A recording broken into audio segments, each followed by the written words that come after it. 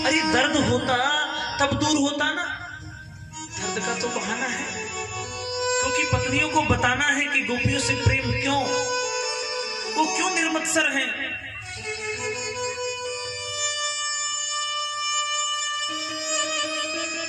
भगवान इतने दुखी हैं, इतने में नारद जी आ गए। भगवान को जब भी कोई लीला करनी होती है, नारद जी वहां पर आ जाते हैं। नारद को देखते ही रुक्मिणी कहती हैं, महात्मन प्रणाम, आप बहुत अच्छे समय पे आ गए। आपको पता है आज हमारे आराध्य, हमारे प्राणधन के मस्तक में बहुत पीड़ा है, और हमने सारे उपचार कर लिए, हमने कोई उपचार छोड़ा नहीं है, पर वो पीड़ा दूर हो ही नहीं रही है।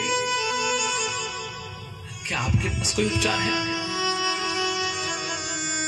ये देव, कोई उपचार है तो बताओ ना। नारद जी कहते हैं, मैं स्वयं जाकर के पूछता हूं, मैं स्वयं जाकर के पूछता हूं, हे प्रभु आपके शीश का दर्द ये कैसे जाएगा?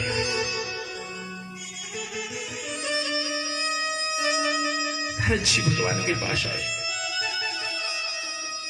भगवान से कहते हैं, प्रभु द्वारिका के सारे पैर हार चुके हैं। वो कह रहे अब हमारे वश की बात नहीं है, आप ही बताओ, आप तो जगत के स्वामी हैं, आपको पता होगा ना आपका दर्द कैसे जाएगा।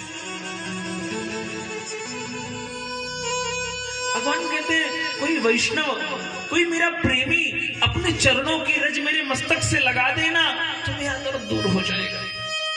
अब कोई दवाई नहीं बची है। हे नारद, हे महामुनि, कोई ऐसा है क्या? नारद जी द्वारिका में एक एक रानियों के महल में गए, रुक्मिणी के महल में गए, कालिंदी के महल में गए, जमुना के महल में गए, सत्यभामा के महल में गए, कोई तैयार नहीं होता। सब कहते ना ना, अपने पति के मस्तक पर अपने चरणों की धूल, नहीं नहीं नहीं नहीं नहीं, नरक हो जाएगा, हम ऐसा कदापि नहीं कर सकते।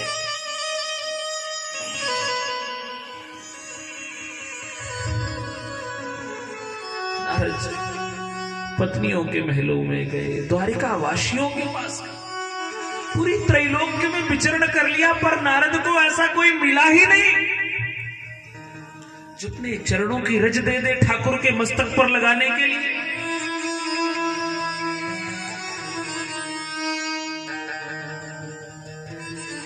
नारद जी ने सोचा, लगता है अब कहीं नहीं कुछ होगा, अब वृंदावन चलना ही पड़ेगा। वो प्रेम की भूमि, वो त्याग की भूमि, वो समर्पण की भूमि।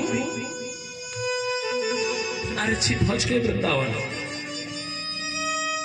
अरे नारद जी को देखते ही गोपियां दौड़ पड़ी, अरे सबको बताती है नारद आए हैं, नारद अरे आओ जरा अपने प्रियतम के बारे में इनसे पूछे ना, कोई संदेश लाए लगता है। सारी गोपियां एकत्रित हो गई।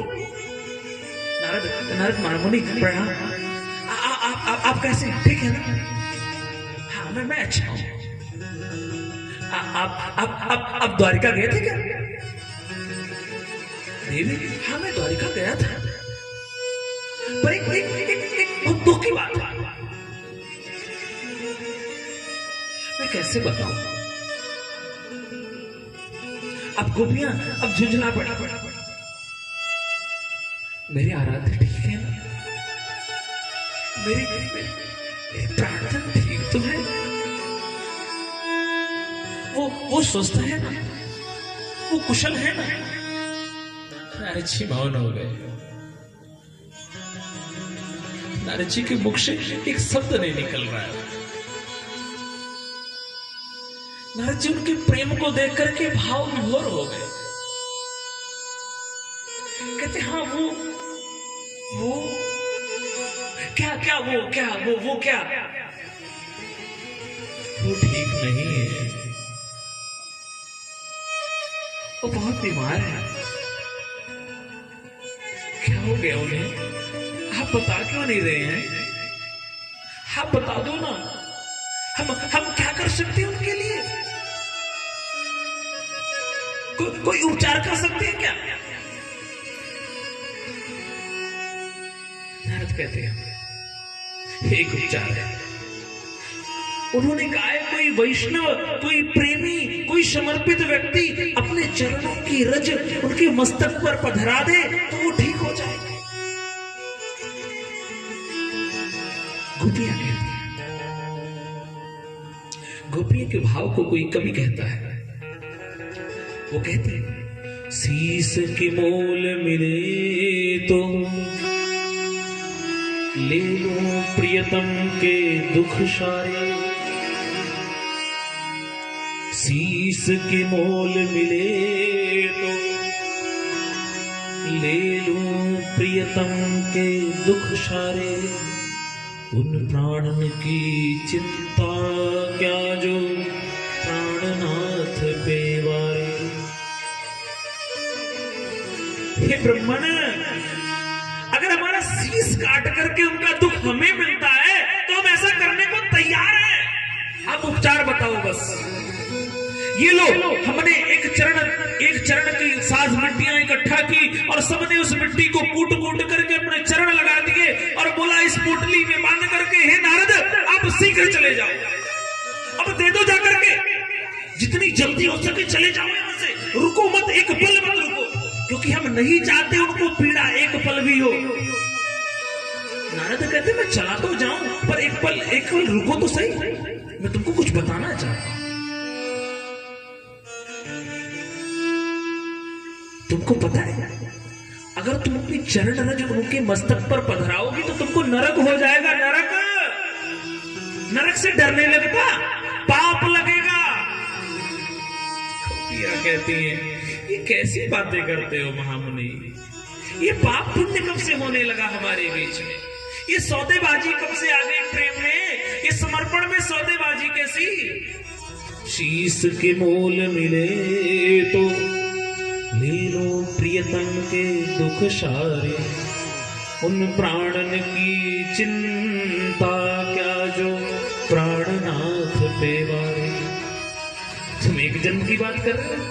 एक जन्म क्या कोटि जन्म को हमें नरक मिल जाए, लेकिन मेरे प्राणनाथ के रोम न दुखने पाए। उनके तो मस्तक पे पीड़ा हो रही है देव, हम तो कहते उनकी रोम में भी दर्द हो ना, वो भी मुझे सहनीय नहीं है। प्रेम ये होता है, प्रेम इसे कहते हैं। एक मां अपने कलेजे को दे करके भी अपने बच्चे को बचाना चाहती है, क्या वो सौदा करती है? उसमें डॉक्टर से सौदा करती है क्या? डॉक्टर कहता है कि अपनी एक किडनी देनी पड़ेगी तब बच्चा बचेगा, तो क्या वो डॉक्टर से सौदेबाजी करती है मां? नहीं करती। प्रेम तो उसे कहते हैं जहां पर सौदा खत्म हो जाए, जहां पर व्यापार खत्म हो जाए, वहीं से तो प्रेम प्रारंभ होता है। वही तो निर्मत्सर है, वही निर्मत्सर है जिसके जीवन में व्यापार की दृष्टि मिट जाए। निर्मत्सराणां शतां